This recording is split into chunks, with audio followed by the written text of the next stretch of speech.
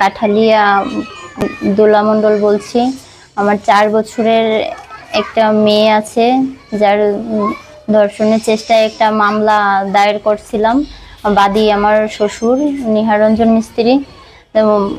মামলার আসামিকে হচ্ছে গত 23 তারিখে হচ্ছে জামিন দেওয়া হয়েছে। আমাদের যে জিআরও ছিল মাহবুব, তার জিজ্ঞাসাবাদ করছি যে স্যার আমাদের তো 15 তারিখ যে শুনানি ছিল, তার জজের যে ছিল সেটা তো আমাদের জানানো হয় নাই, সেটা তো তার থেকে জানতে হবে। আমরা বারবার করে তার কাছে জিজ্ঞেস করছি, বলছি নথিটা বার করে একটু দেখা বলেন। সে বলতেছে যে কোনো দিন ধার্য করা হয় নাই, কোনো তারিখ ধার্য করা হয় নাই। আগামী 30 তারিখে একটা ধার্য দিন আছে, তার আগে 29 তারিখ হচ্ছে আমাদের যাওয়ার কথা বলছে। তো আমরা তো বারবার জিজ্ঞেস করার পরেও এই তথ্য নিয়ে আমরা হচ্ছে ফিরে আসছি ওইখান থেকে। এখন আমরা হচ্ছে আজকে জানতে পারতেছি যে তার নাকি জামিন হয়ে গেছে 23 তারিখে। তাহলে আমরা আইনের কাছে এত দূর পর্যন্ত আসার পরেও যদি আমরা ন্যায় বিচার না পাই, এমন নিকৃষ্ট অপরাধের যদি কোনো বিচার না হয়, তাহলে আমরা কোথায় যাব? আর আইনের লোকজনও যদি বিভিন্নভাবে এইভাবে যদি মানে না করে, বরঞ্চ যারা হচ্ছে আসামি পক্ষের সহযোগিতা করে যুক্ত থাকে, তাহলে আমরা কোথায় যাব?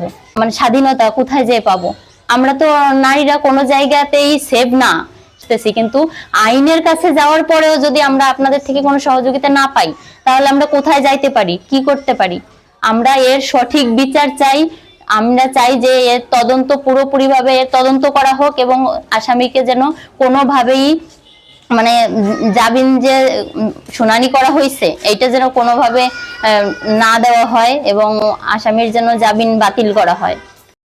ছোট্ট একটা মেয়ে, বয়স মাত্র 4 বছর, যার পৃথিবীতে হবার কথা ছিল রঙিন, নিরাপদ, ভালোবাসায় ভরা। কিন্তু সেই শিশুটিকে একটি ছেলে, যার বয়স 16 বছর 5 মাস, বাড়ির পাশের আঙিনে ঝুলছিল গাছে লাল রঙের টমেটো।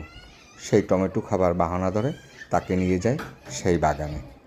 সেই নরপশু ধর্ষণের চেষ্টা করে। চিৎকারে আকাশ কাঁপেনি, থেমে যায়নি সময়। অন্যায়ের বিরুদ্ধে দাঁড়ানোর সাহস নিয়ে তার মা যখন আশ্রয় নিলেন আদালতে, তখন জিতেও টাকার কাছে হেরে গেলেন, ক্ষমতা হারিয়ে গেল ন্যায়ের কাছে। কাঠালিয়ার চেসরি রামপুরের ওই ধর্ষণ চেষ্টার শিকার ভুক্তভোগী শিশুটার হতভম্ব মায়ের আর্তনাদ।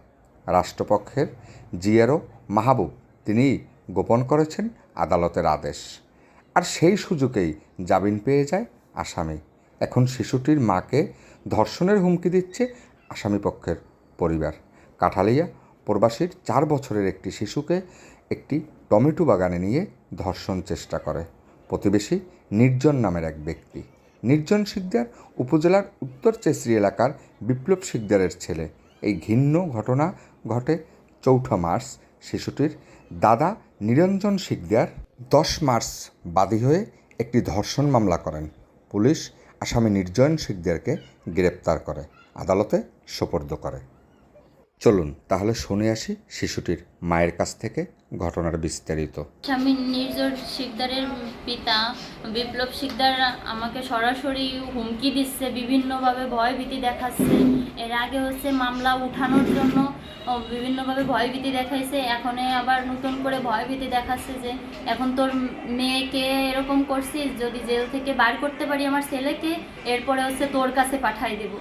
এইভাবে যদি অপকর্ম দিনের পর দিন হতে থাকে, আমরা মহিলারা কোথায় যাব? আমরা কোনো জায়গায় তো নিরাপত্তা পাচ্ছি না।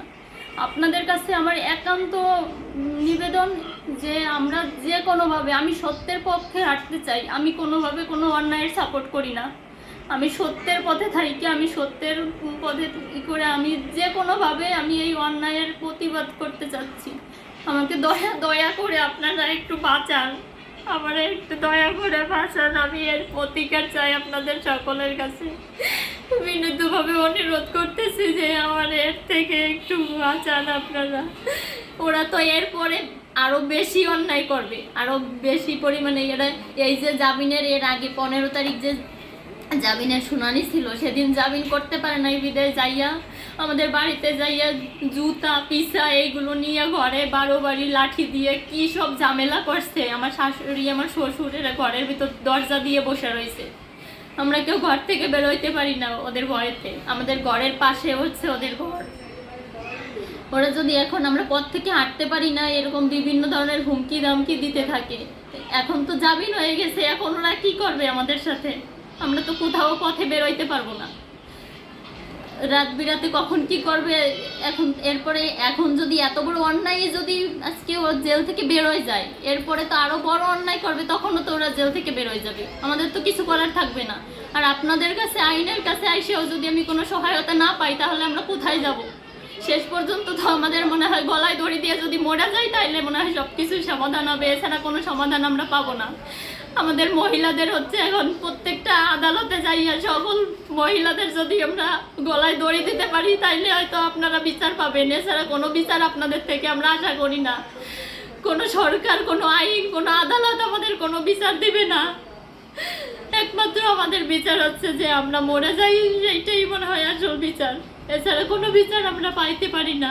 আজকে এত বড় অন্যায় কিভাবে জিয়ারু মাহবুব কিভাবে ওদের সহায়তা করতে পারে, কিভাবে আমাদের এইভাবে বিভ্রান্তিতে ফেলতে পারে?